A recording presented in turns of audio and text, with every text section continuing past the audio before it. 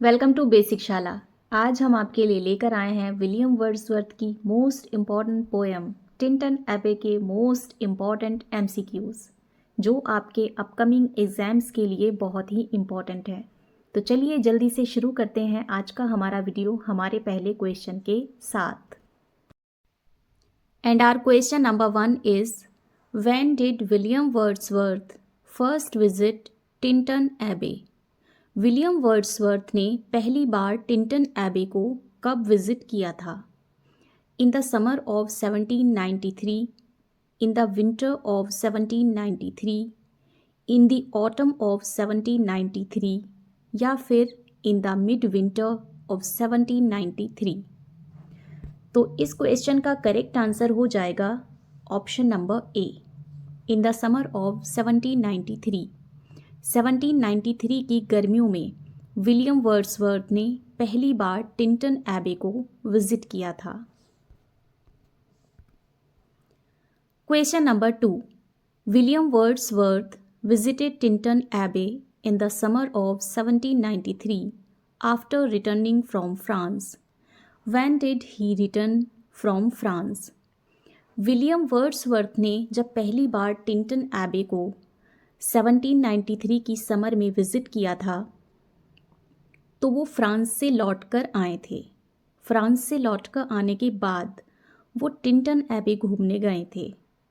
वो फ्रांस से किस ईयर में लौटकर आए थे ये आपको बताना है।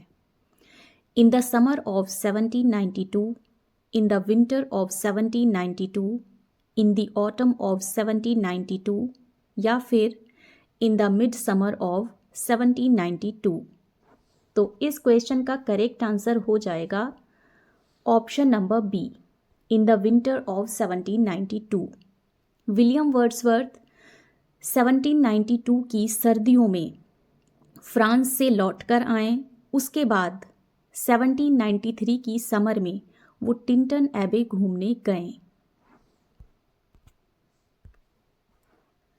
Question number 3, after returning from France, his mind was in a state of emotional and intellectual.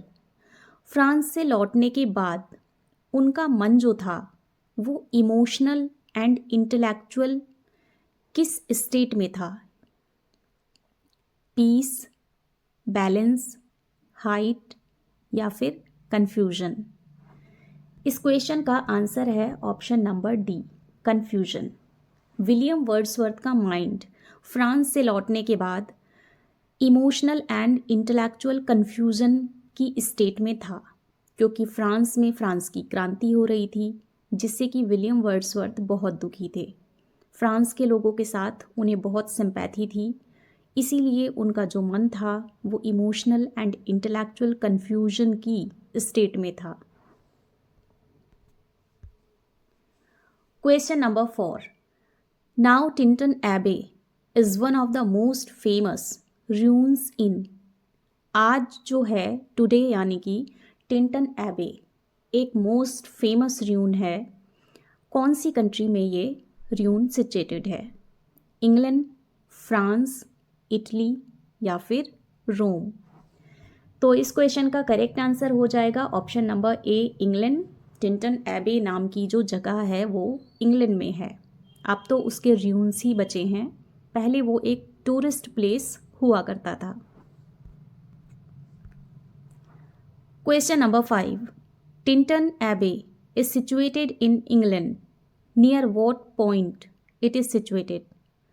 Tintern Abbey नाम की जगह जो कि इंग्लैंड में सिचुएटेड है वो किस पॉइंट के पास सिचुएटेड है? दोआब, कॉन्फ्लुएंस, प्लेटो या फिर आइलैंड? तो इस क्वेश्चन का करेक्ट आंसर हो जाएगा ऑप्शन नंबर बी, कॉन्फ्लुएंस। वो एक कॉन्फ्लुएंस के पास सिचुएटेड है।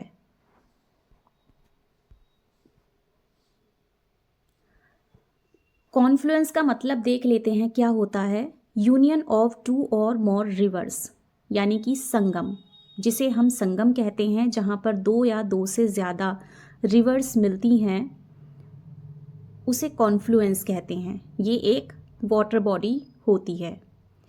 एक और इम्पॉर्टेंट टर्म है यहाँ पर Doab. Doab is a plain drain by 2 rivers land area. जो दोआब है वो ऐसे लैंड एरिया को कहते हैं जहाँ पर 2 नदियाँ बहकर जाती हैं। 2 नदियाँ जिस प्लेन को बनाती हैं उसे दोआब कहते हैं, यानी कि एक लैंड एरिया होता है। एंड 2 नदियाँ जहाँ पर मिलती हैं यानी कि वाटर बॉडी, उसे बोलते हैं संगम। जैसे कि हमारे यहाँ इलाहाबाद में है गंगा, यमुना और सरस्वती, तीनों नदियों का संगम। तो टिंटन एबे जो है वो एक संगम पर बसा हुआ है, यानी कि सिचुएटेड है। Question number 6, how far is Tintern Abbey situated at the point of the confluence. जो कॉन्फ्लुएंस यानी कि संगम है उससे कितनी दूर, उस पॉइंट से कितनी दूर टिंटन एबे सिचुएटेड है।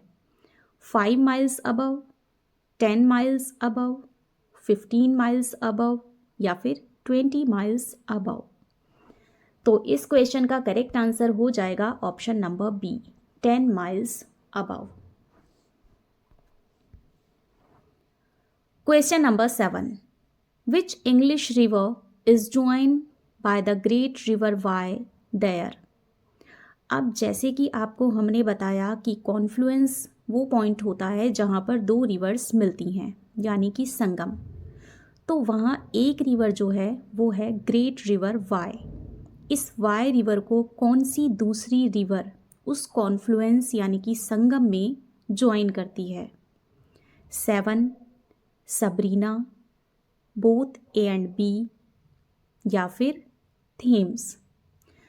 तो इस क्वेश्चन का आंसर हो जाएगा option number C, both A and B. हम आपकी इन्फॉर्मेशन के लिए यहाँ ये बता दें कि ये जो कॉन्फ्लुएंस यहाँ पर है, ये जो संगम यहाँ है, ये सिर्फ 2 रिवर्स का संगम है।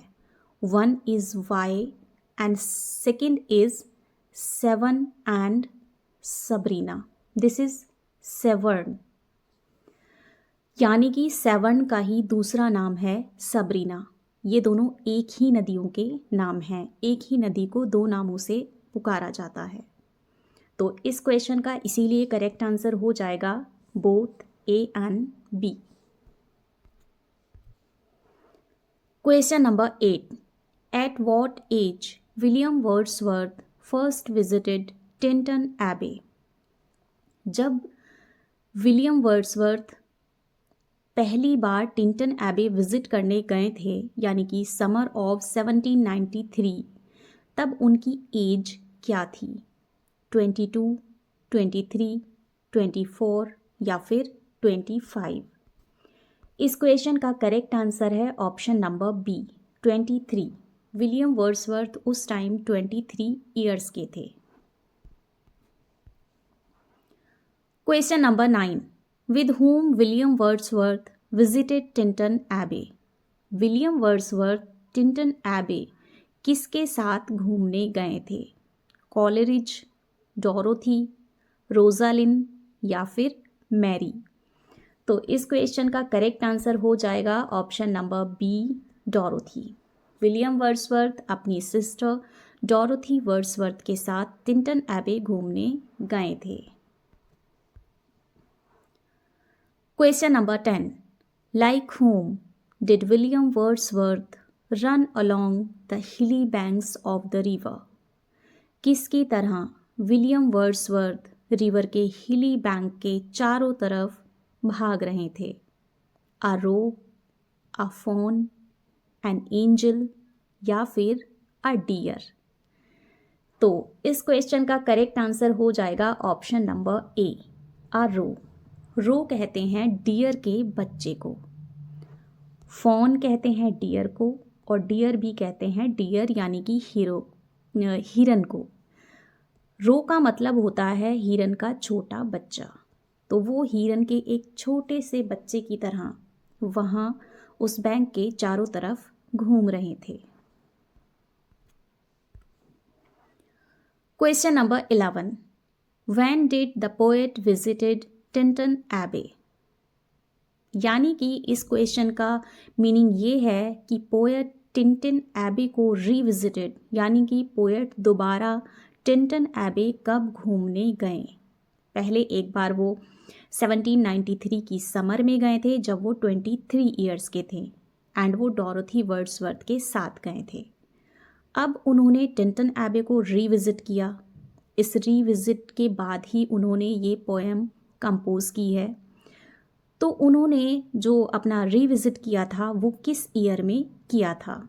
इन जून 13, 1798, इन जून 24, 1798, इन जून 26, 1798 या फिर इन जून 28, 1798। तो इस क्वेश्चन का करेक्ट आंसर हो जाएगा ऑप्शन नंबर ए, इन जून 13, 1798, 13 जून 1798 को विलियम वर्ड्सवर्थ ने टिंटन एबे को रीविजिट किया था। Question number 12, when did the poet compose the poem Tintern एबे? पोएट ने यानी कि विलियम वर्ड्सवर्थ ने टिंटन एबे नाम की पोएम कब कंपोज की थी? During his return journey, during the mid of the tour, after returning the tour या फिर नन? तो इस क्वेश्चन का करेक्ट आंसर हो जाएगा ऑप्शन नंबर ए, ड्यूरिंग हिज रिटर्न जर्नी। जब वो टिंटन एबे घूमने गए, घूमने के बाद जब वो वापस आ रहे थे तो अपनी रिटर्न जर्नी के दौरान उन्होंने ये पोएम कंपोज की थी। Question number 13, in which year the poem Tintern Abbey was first published in lyrical ballad? Lyrical ballad में पहली बार ये पोएम किस ईयर में पब्लिश हुई थी? इन सितंबर 1798, इन अक्टूबर 1798, इन नवंबर 1798 या फिर इन दिसंबर 1798? तो इस क्वेश्चन का करेक्ट आंसर हो जाएगा ऑप्शन नंबर ए, इन सितंबर 1798। उन्होंने अपनी poem Tintern Abbey lyrical ballad में पब्लिश करवाई थी 1798 में। Question number 14, who belong to the school of new classical poetry? New classical poetry school से कौन इसमें से बिलोंग करता है? कॉलरिज, अलेक्जेंडर पोप, डोरोथी या फिर विलियम वर्ड्सवर्थ? तो इस क्वेश्चन का करेक्ट आंसर हो जाएगा option number B, Alexander Pope. ये न्यू क्लासिकल पोएट्री के स्कूल से बिलोंग करते हैं। Question number 15, where is river Wye situated? River Wye जो है वो कहाँ पर सिचुएटेड है? In Bristol, in Welsh, in Copenhagen या फिर इन मैनहट्टन? इस क्वेश्चन का करेक्ट आंसर हो जाएगा option number B, in Welsh. Wye नाम की जो ग्रेट रिवर है वो वेल्स में सिचुएटेड है। Question number 16, the bank of the river was flat, steep and wooded, which animal was there down into the valley? जो रिवर है वो फ्लैट, स्टीप और वुडेड है। उस घाटी के नीचे कौन सा एनिमल रहता है? फॉन, शीप, डियर या फिर लायन? इस क्वेश्चन का करेक्ट आंसर हो जाएगा ऑप्शन नंबर बी, शीप। देखिए ये क्वेश्चन बहुत इम्पॉर्टेंट है क्योंकि विलियम वर्ड्सवर्थ ने अपनी पोएम में फॉन या डियर के बच्चे रोय को डिस्क्राइब किया है, लेकिन ये जो वाई रिवर है इसकी निचली घाटियों में शीप एनिमल पाया जाता है। तो ये क्वेश्चन इम्पॉर्टेंट भी है एंड कंफ्यूजिंग भी है, तो इसे आप अच्छे से नोट कर लीजिए।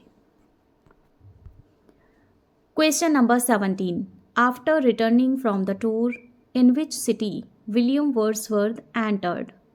जब वो टिंटन एबे के अपने टूर से लौट कर आए तो उन्होंने कौन सी सिटी में एंटर किया? इन ब्रिस्टल, इन वेल्स, इन कोपेनहेगन या फिर इन मैनहट्टन? इस क्वेश्चन का करेक्ट आंसर है ऑप्शन नंबर ए, इन ब्रिस्टल। सबसे पहले उन्होंने जो एंटर किया वो ब्रिस्टल सिटी में किया। Question number 18, in this poem about how many stages of development of his love of nature does the poet describe? इस पोएम में पोएट जो है उसका जो नेचर के लिए लव है उसके डेवलपमेंट की कितनी स्टेजेस के बारे में डिस्क्राइब करता है? 2, 3, 5 या फिर 7? इस क्वेश्चन का करेक्ट आंसर है ऑप्शन नंबर बी, 3। पोएट बताता है कि उसका जो नेचर के लिए लव है उसके डेवलपमेंट की 3 स्टेजेस हैं। Question number 19, how many times the word Tintern Abbey has been used in the poem besides the title of the poem? Tintern Abbey poem में टाइटल के अलावा कितनी बार टिंटन एबे वर्ड यूज़ किया गया है? 2, 3, 5 या फिर नन? इस क्वेश्चन का करेक्ट आंसर हो जाएगा ऑप्शन नंबर डी, नन। क्योंकि इस पोएम में टिंटन एबे वर्ड टाइटल के अलावा यूज़ नहीं किया गया है, यानी कि इस पोएम में टिंटन एबे वर्ड का यूज़ 0 है। ये सिर्फ टाइटल में ही यूज़ किया गया है। Question number 20, where is the poet taking rest in Tintern Abbey? जब पोएट टिंटन एबे को विज़िट करने के लिए जाता है, वहाँ घूमता है, तो वहाँ पोएट एक जगह रेस्ट करता है। वो किस जगह रेस्ट करता है? Under dark sycamore, under banyan tree, in a castle या फिर इन अ वाइल्ड केव? इस क्वेश्चन का करेक्ट आंसर है ऑप्शन नंबर ए, under dark sycamore. Sycamore tree के नीचे पोएट जो है वो रेस्ट करता है। Question number 21, what is dark sycamore described in the poem Tintern एबे? टिंटन एबे पोएम में डार्क सिकामोर जो डिस्क्राइब किया गया है वो क्या है? A kind of fig tree, a kind of almond tree, a kind of olive tree या फिर a kind of wine? इस क्वेश्चन का करेक्ट आंसर हो जाएगा option number A, a kind of fig tree। Dark sycamore fig tree का एक type है जिसके नीचे पोएट टिंटन एबे में रेस्ट करता है। Question number 22, which 2 trees are there in the garden about which the poet speaks in the poem? Poet इस पोएम में 2 ट्रीज़ के बारे में बोलता है जो कि गार्डन में हैं।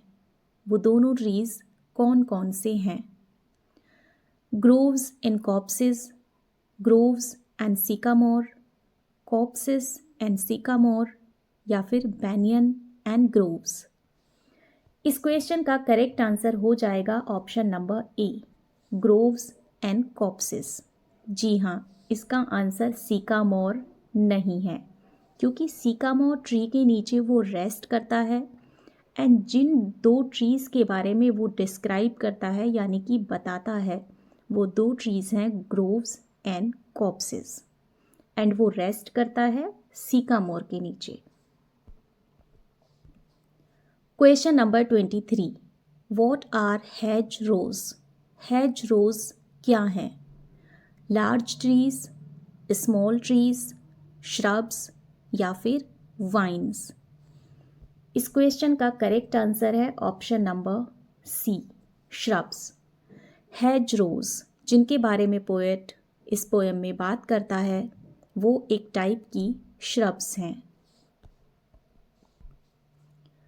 Question number 24. How the hermit sits in the caves of hermit. एक हर्मिट की गुफा में बैठा हुआ है। वो हर्मिट की गुफा में कैसे बैठा हुआ है? With his cigar, with holy books, with an another hermit या फिर अलोन। इस क्वेश्चन का करेक्ट आंसर है option number D, alone. Hermit जो है वो हर्मिट की केव्स में अलोन यानी कि अकेला बैठा हुआ है। Question number 25. In front of which thing the hermit sits in the hermit's cave. Hermit की गुफा में हर्मिट जो बैठा हुआ है वो किस चीज़ के सामने बैठा हुआ है? In front of a tree, in front of fire, in front of home temple या फिर in front of an idol. इस क्वेश्चन का करेक्ट आंसर है option number B, in front of fire. Hermit जो है वो हर्मिट्स की केव में फायर के सामने यानी कि जलती हुई आग के सामने बैठा हुआ है। Question number 26. From where the smoke is coming. धुआं कहाँ से आ रहा है? Hermit's cave, vagrant dwellers, a house near cave या फिर नोवेयर। इस क्वेश्चन का करेक्ट आंसर है option number B, vagrant dwellers. Vagrant dwellers के यहाँ से स्मोक यानी कि धुआं आ रहा है। From the household woods of the vagrant dwellers. जो धुआं आ रहा है वो वैगरेंट ड्वेलर्स के हाउस होल्ड वुड्स से आ रहा है, यानी कि जो उनके किचन में आग जल रही है उससे वो धुआं आ रहा है। वैगरेंट ड्वेलर्स जो होते हैं वो जिप्सी लोग होते हैं।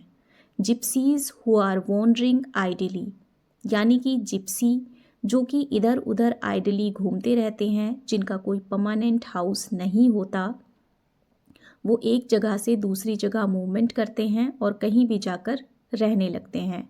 उन्हें बोलते हैं जिप्सीज या फिर वैगरेंट ड्वेलर्स। तो जो वैगरेंट ड्वेलर्स हैं उनकी हाउस होल्ड वुड से वो धुआं आ रहा है। Question number 27. Find the figure of speech. आपको फिगर ऑफ स्पीच फाइंड करनी है। नीचे दी हुई लाइन में कौन सी फिगर ऑफ स्पीच है? And the lines are the anchor of my purest thought. This is the line. The anchor of my purest thought. In lines में कौन सी फिगर ऑफ स्पीच यूज़ की गई है? पर्सोनिफिकेशन, लिटोट्स, मिटोनमी या फिर मेटाफर। तो इस क्वेश्चन का करेक्ट आंसर हो जाएगा ऑप्शन नंबर डी, मेटाफर। इन लाइन्स में metaphor figure of speech use की गई है। The poet metaphors his pure mind as a ship which is laden with the freight of purest thoughts, but the anchor of his mind's ship is the universal soul of nature. Anchor कहते हैं ship को। तो anchor से यहाँ पर poet ने अपने mind को मेटाफर किया है, यानी कि an implementation for retaining a ship by changing it to the bottom. जहाज़ का लंगर जो एक बड़ी मोटी तथा मजबूत लोहे की जंजीर होती है तथा जिसके निम्नतम भाग में बड़ा भारी बोझ बांध दिया जाता है। जब उस लंगर को जल में डाल देते हैं तो जहाज़ वहीं खड़ा हो जाता है। जहाज़ के उस लंगर को पोएट ने कहा है अपना माइंड, यानी कि यहाँ अपने माइंड के लिए मेटाफर यूज़ किया है एंकर। इसीलिए यहाँ पर जो फिगर ऑफ स्पीच है वो है metaphor. Question number 28. According to whom Wordsworth philosophy is humanistic in Tintern Abbey. किसके अकॉर्डिंग टिंटन एबे पोएम में वर्ड्सवर्थ की फिलॉसफी जो है वो ह्यूमैनिस्टिक है? Herbert Read, John Keats, professor Samson या फिर रूसो? इस क्वेश्चन का करेक्ट आंसर है option number A, Herbert Read. Question number 29। The poem Tintern Abbey is marked by a style which is often called the dash of Wordsworth। Tintern एबे में एक style को mark किया गया है। इस स्टाइल को जनरली क्या कहा जाता है? Shakespearean style, Homeric style, Miltonic style या फिर फ्रेंच स्टाइल? तो इस क्वेश्चन का करेक्ट आंसर हो जाएगा option number C, Miltonic style. इस स्टाइल को कहा जाता है Miltonic style of Wordsworth. Question number 30। On which number the poem is there in lyrical ballad? ये पोएम लिरिकल बैलेड में पब्लिश हुई थी। लिरिकल बैलेड में ये पोएम कौन से नंबर पर है? फर्स्ट, फोर्थ, 10th या फिर लास्ट? इस क्वेश्चन का करेक्ट आंसर है option number D, last. Tintern Abbey lyrical ballad की लास्ट पोएम है। Question number 31। What the poet says to Wye river in the poem? Poet Tintern Abbey नाम की poem में वाई रिवर को क्या कहकर एड्रेस करता है? Fair river, blue river, golden river या फिर हेवेनिक रिवर? तो इस क्वेश्चन का करेक्ट आंसर हो जाएगा ऑप्शन नंबर ए, fair river. Poet Wye river को फेयर रिवर कहकर एड्रेस करता है। तो फ्रेंड्स, ये तो थे टिंटन एबे पोएम के most important question and answer जो कि ऑब्जेक्टिव फॉर्म में थे। अब हम देखेंगे कि इस पोएम की मोस्ट इम्पॉर्टेंट लाइंस कौन सी हैं, यानी कि जो लाइंस बार बार एग्ज़ाम में पूछी जाती हैं, बार बार एग्ज़ाम में रिपीट होती हैं, वो इम्पॉर्टेंट लाइंस हम आपके लिए लेकर आए हैं। तो चलिए देखते हैं कि कौन कौन सी most important lines Tintern Abbey की हैं। First, we are laid asleep in body and become a living soul। ये बहुत ही इम्पॉर्टेंट लाइन है, बार बार एग्ज़ाम्स में रिपीट होती है।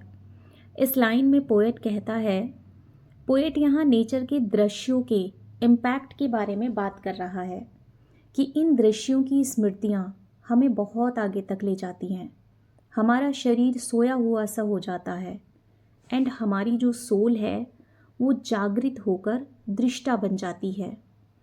उस स्टेज में प्रकृति की शांतिदायक जो शक्ति है और गहन आनंद की शक्ति जो है उससे हमारी आत्मा शांत हो जाती है। यानी कि नेचर के अंदर इतनी पावर है कि जब हम नेचर में जाते हैं तो हमारी जो बॉडी है वो तो सो जाती है एंड हमारी जो आत्मा है वो बिल्कुल जाग जाती है।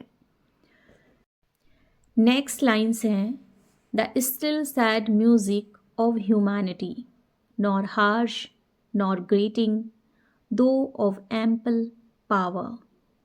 यहाँ पोएट कहता है कि अब मुझे प्रकृति में मानव जाति का ध्वनि रहित संगीत सुनाई पड़ता है जो ना तो कर्कश है और ना ही इतना नीरस कि झल्लाहट पैदा करे। नेक्स्ट लाइन है, इफ सॉलिट्यूड और फियर और पेन और grief should be Dai portion. यहाँ पोएट यानी कि विलियम वर्ड्सवर्थ अपनी बहन डोरोथी से कहते हैं कि तुम्हें प्रकृति के साथ टाइम स्पेंड करना चाहिए, क्योंकि भविष्य में अगर कभी तुम्हें अकेलापन, भय, शारीरिक पीड़ा या शोक से मानसिक कष्ट होगा तो प्रकृति के भव्य दृश्यों का स्मरण करते ही तुम्हें उनसे कोमल, आनंदपूर्ण और शांतिदायक विचार प्राप्त होंगे। तब तुम मुझे एंड मेरी इन परामर्शपूर्ण बातों को याद करोगी। यहाँ पोएट डोरोथी वर्ड्सवर्थ को एड्रेस करके प्रकृति के बारे में ये बातें बताता है। यहाँ जो ये लिखा हुआ है दाय, यहाँ इन लाइंस में पोएट अपनी सिस्टर डोरोथी को एड्रेस कर रहा है। नेक्स्ट लाइंस हैं, the sounding cataract haunted me like a passion. In lines में पोएट कहता है, यहाँ पोएट जो है वो अपने 5 साल पहले की विजिट के बारे में बात करता है। पोएट कहता है कि मैं अपने शब्दों में वर्णन नहीं कर सकता कि उस समय मैं कैसा प्रकृति प्रेमी था। उस समय शोर मचाते हुए झरने का दृश्य एक दिमागी दौरे की तरह मेरे स्मृति पटल को बार बार दबोच लेता था। यहाँ पोएट जो है वो नॉस्टैल्जिक है एंड अपने जो उसने 5 इयर्स पहले टिंटन एबे को विज़िट किया था, अपनी उस विज़िट के बारे में बात करता है। नेक्स्ट लाइंस हैं, nature never did betray the heart that loved her, TISS her privilege. In lines में पोएट कहता है कि प्रकृति कभी भी अपने प्रेमी को धोखा नहीं देती। यह उसका विशेष गुण है कि वह हमें सारे जीवन एक सुख के बाद दूसरा सुख प्रदान करती रहती है। Important lines of the poem Tintern एबे। अभी जो हमने पहले 5 लाइंस देखी वो मोस्ट इम्पॉर्टेंट थी। उनके अलावा कुछ इम्पॉर्टेंट लाइन हैं, ये लाइंस भी आपको पता होनी चाहिए कि ये लाइंस टिंटन एबे की हैं। तो चलिए देख लेते हैं कि इम्पॉर्टेंट लाइंस कौन कौन सी हैं। 5 years have passed, 5 summers with the length of 5 long winters, and again I hear. In lines में 5 years have passed, 5 summers, इनको देखकर ही पता चल जाता है कि ये लाइंस जो है वो टिंटन एबे से ली गई हैं। लेकिन ये लाइंस भी कई बार एग्जाम्स में आती हैं, तो इम्पॉर्टेंट तो हैं ही। नेक्स्ट लाइंस हैं, of vagrant dwellers in the houseless woods, or of some hermit's cave, where by his fire the hermit sits alone. In lines में पोएट जो है वो हर्मिट की केव और हर्मिट के बारे में बात कर रहा है एंड वैगरेंट ड्वेलर्स के बारे में भी बात कर रहा है। नेक्स्ट लाइन है, I came among these hills when like a roe। ये लाइंस भी देखकर ही पता चल जाता है क्योंकि यहाँ पर रो लिखा है और मोस्टली सब लोगों को पता ही होता है जिन्होंने एक बार भी पोएम पढ़ी है कि रो का डिस्क्रिप्शन विलियम वर्ड्सवर्थ ने टिंटन एबे पोएम में दिया है। नेक्स्ट लाइंस है, may I behold in thee what I was once. ये लाइंस भी कई बार पूछी जा चुकी हैं। नेक्स्ट लाइंस है, a lover of the meadows and the woods and mountains and of all that we behold. Next lines है, in this green pastoral landscape were to me more dear both for themselves and for thy sake. ये line इस poem की important lines हैं, कई बार exams में पहले भी पूछी गई हैं। तो फ्रेंड्स, ये तो था हमारा आज का वीडियो। आई होप आपके लिए बहुत फ्रूटफुल रहा होगा एंड आपके एग्ज़ाम्स में बहुत काम आने वाला होगा। इस वीडियो से आपको जो भी क्वेश्चंस मोस्ट इम्पॉर्टेंट लग रहे हों, आप उन्हें हैंड टू हैंड नोट करते जाइएगा ताकि आपको एग्ज़ाम में कोई भी प्रॉब्लम फेस ना करनी पड़े। ऐसे ही मोस्ट इम्पॉर्टेंट MCQs एंड सारे के सारे कंटेंट्स के लिए जो आपके अपकमिंग एग्ज़ाम्स में आने वाले हैं, उनको देखने के लिए आप बने रहिए हमारे साथ एंड देखते रहिए बेसिक शाला।